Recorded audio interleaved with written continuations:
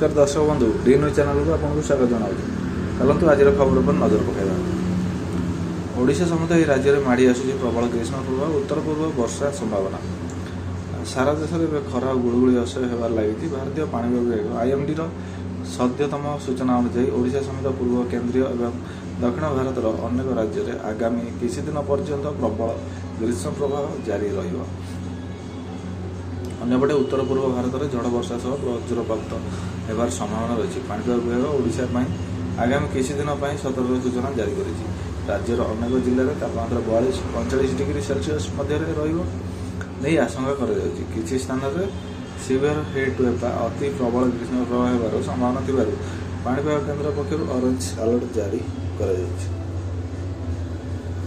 केवल दिन नुहे बर रातिर तापमात्रा स्वाभाविक अधिक रहा जो लोके अस्तव्यस्त हो पड़े।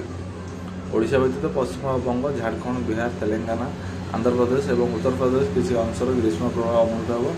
दिल्ली एनसीआर अंचल में तापमात्रा 40 डिग्री अतिक्रम करने नहीं पूर्वानुमान जो देशर अधिकांश भाग खरार सिझुची सेठारे अरुणाचल प्रदेश, आसाम, मेघालय और नागालैंड परी उत्तर पूर्व राज्यगुड़िक हालुकार मध्यम धरण वर्षा सह घड़घड़ी बिजुली होपारे। वेस्ट